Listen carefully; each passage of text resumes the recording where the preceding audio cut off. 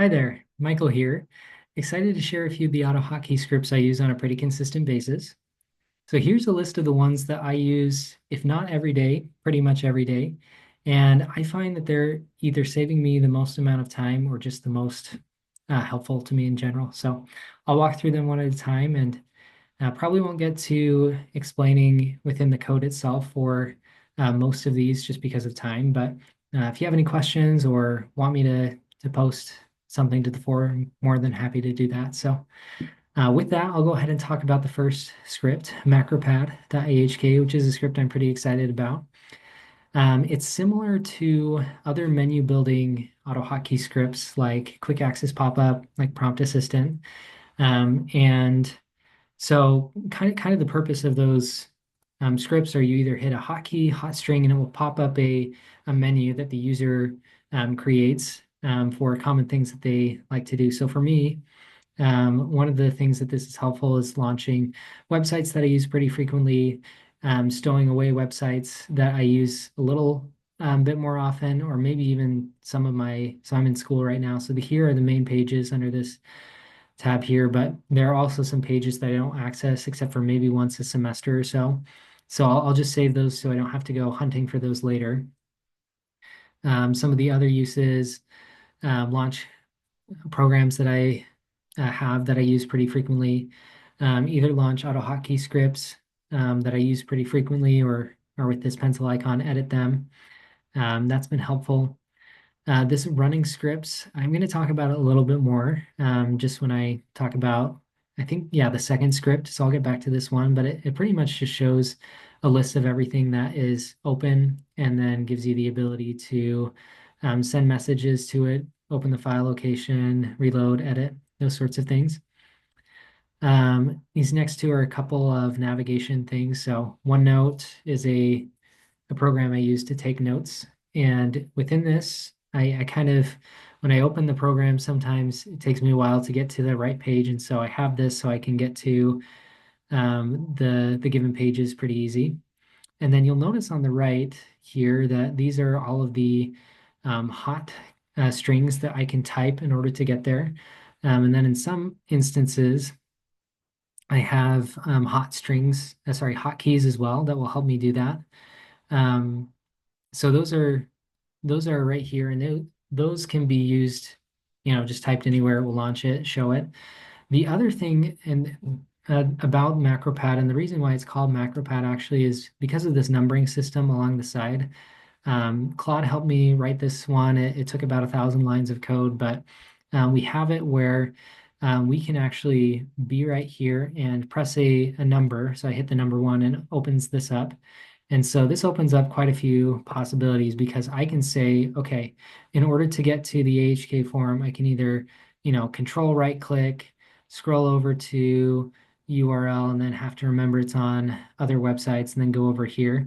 It's like at that point, it's almost like, why don't you just like pull up Chrome and then they go to there? But if I can remember, oh, it's .forum, or if I hit .171, it will go ahead and launch that. So that's been pretty helpful for me to have that path, so to speak, where I can have hotkeys, hot strings, and also the path as well. And that's been super helpful. I remember working in a doctor's office a couple of years ago, and I would help the providers there, and they'd need to remember all of these different numbers associated with different things. So if it was a billing code, it was okay. Remember that's a G.255, something like that. And that's just an example. I don't think that one stands for anything, but it got me thinking as I was writing this, what if I could have something similar where I could just say, oh, what if I just remember going to this website is .11. So for Google Calendar, I just hit .11 and it will take me there. So sometimes that's faster than trying to remember what the hotkey or hot string is. So that's one of the reasons why I like it. Other things it does, common folders that I have, um, window settings, like, yeah, this is a good one. I did want this this script to look good both in light mode and in dark mode. So I have a way for it to do that. Let me go back to 8 and let me go back to system aware. So that's there. Mostly use it in light theme, but Scripture study, if I'm reading one chapter, want to not change my like lose my train of thought, I'll just quickly hit a hotkey or look through it through this menu system, find where need to be. So that's pretty helpful. This autofill category as well, if there's someone's email or contact information that I have saved in here, it's pretty easy for me to use the hotkey hot string to find that for them. Spotify playlist. This one's good if I'm studying and I either want to skip to the next song or I want to completely change the playlist. Maybe the words are a little bit distracting. I can click on that and then I have a list of 20 or so different playlists. And if I remember the path, I can just say caps C4 and it'll play a specific playlist for me. So that's pretty helpful to do. This one is the simple checklist that the Automator team, thank you guys so much, by the way, for this, really has helped me keep myself organized in school. And the only thing that I've changed with this is just that when it launches, I put it in a specific area of the screen. And then I couldn't figure out a different way to do this, and maybe this is overkill, but use the UIA library to look through the list view items, find the one that's selected. And if it is selected, when I hit enter, go ahead and cross it or uncross it. So that's been helpful, and then can just move around with the arrow keys. But yeah, that's been a really helpful script. And I had used the prompt assistant and the quick access pop-up for both of these things in the past. And I just kept thinking to myself, one day I'm going to be working in a place where I need to be on a bunch of different computers and I can't, like, I think like I need to pay for licenses, or if the internet goes down and it needs to check for licenses, that's something that I couldn't figure out. And so my eventual solution to that is if I go, maybe I'll just go here.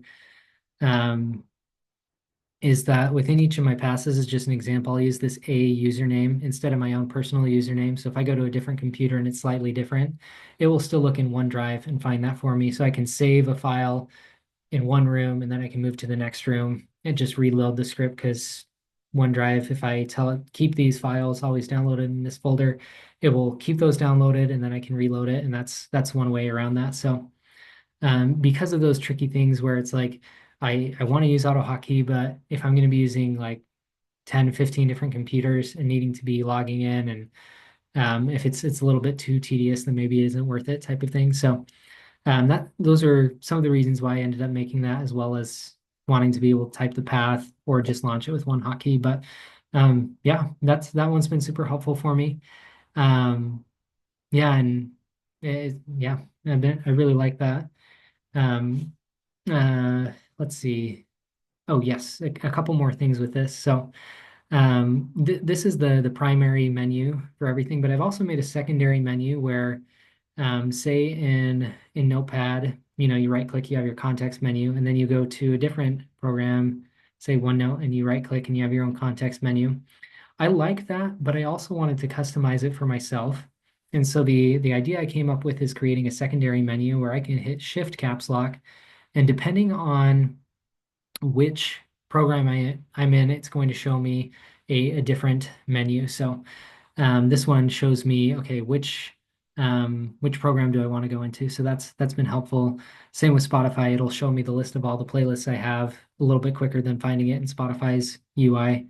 Not by much, but it's there. And um, yeah, so we have that. And then the other thing about this is I did want to pull up the code itself. One of the reasons I really, really like this is I could have an entire menu, and instead of writing out, attach this to this menu, attach this to this menu, that seemed really, really tedious to me. So there's a series of methods that are in this library where I can just have I can have an array and just say, this is everything for the array. And then within that, I can say, here's the title, here's what I want you to do. Here's here's the name of an icon. If you can't find that icon, use this icon. Here's the hot string. So everything for an entire menu item is given here. So it's very easy to customize to, which I really like. If I want to move something around, it's not going to break anything. So That is Macropad. Um, and with the running scripts, that's a good transition into the next script I have, which is down here in the bottom right, AHK control. So this is actually a version 2 port I did of Lexicos's version 1 that I posted up on the forums. And yeah, this is pretty simple where you can go in and it looks and finds the include files. And so say within my 8BitDo shortcuts, I want to look at my prompts. I use an 8BitDo controller with ChatGPT where I can just make practice questions for myself for school and kind of use it as a remote to say, okay, next question, those sorts of things. So if I wanted to edit my prompts themselves, I just go into there. So that's been pretty helpful. If you want to see the actual tray menu, like the autocorrect log, for example, we'll do that. So I'm going to try that one more time. Yeah, so this is the autocorrect menu. So that's kind of useful and good to just always have right here. Next one that I have is I'm pretty excited about as well. This is the browser shortcuts. I'd say these top three are definitely my favorite ones that I've made so far. Browser shortcuts, I kind of wanted something where I could go into Gmail and I wanted to be able to make hotkeys, hot strings for this specifically. And so at the beginning, I was like, okay, let me just say, okay, within, like if you pull up Windows Spy and you look at Gmail, you have four different options. You have the title, you have the class, you have the executable. And if I use it in Chrome and I say, okay, this shortcut, control caps lock, for example, I want that to hit delete.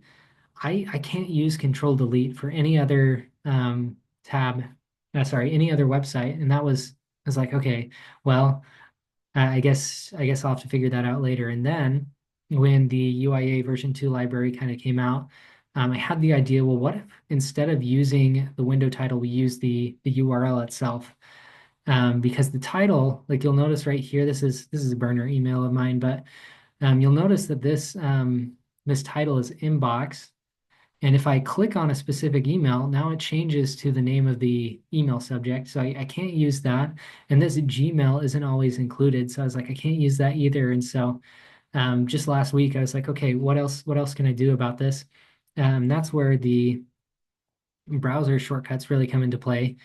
Because this gives you a way to use hot if on a website specifically. So I can explain a little bit about how that works, but essentially using the UIA library, we take the browser URL, which will first assign the browser title based on this function right here. So if the window is Chrome, for example, it's going to return back Chrome. And then it's also going to get the URL from the address bar, which is super helpful. So then the rest of this, Claude helped me write this a little bit, but it will look for what the active window is, and it will only when the active window changes does this update. So it's not taking a lot of power. It's not doing a poll that's every 10, 15 seconds. Within about half a second, the 60 different websites that I have shortcuts for, the shortcuts are there and they're working and they're not having the shortcuts for different websites work on the current one, which has been super, super helpful. And the way that it's written is just very, very easy. Just hot if on website this, then all of those are going to work really well. And then I've just had browser right here so that no matter which browser I'm on, this is always going to work. And it's worked for me for Firefox, for Chrome, for Microsoft Edge. They all just seem to work. And there are some slight inconsistencies between the UIA labeling and things, but it's been really cool to see that all go together. One this is kind of unrelated, but for some reason, Firefox, if I'm in one tab and it finds another tab, even if that tab isn't open, it will sometimes click things on the tab that's not visible, which is a little bit um, not what usually, well, it's not what usually happens for UI. You have to see what's on the screen. So that's interesting. Um, and I don't know if the developer knows about that, but yeah, for time, I'll keep going here. Mouse gestures. This is a port of Lexicos's mouse gestures from version 1. Wanted to put it into version 2. It's not completely where I want it to be, but it works well enough for my needs. But I have a flashcard app I use for school, and I use this every day. And if I have my mouse, I can just go ahead and say and mark things as good, bad, easy, not easy, undo by going down and to the left, and then using the right shortcuts for either full screen or even just restore, those sorts of things, minimize. So that's been helpful. And I can also have it send messages to the Macropad class. So I can, by right clicking and going down, this will actually send a message to show either the main Macropad class, or um, if I have a secondary menu specifically for Anki, I can go ahead and do that.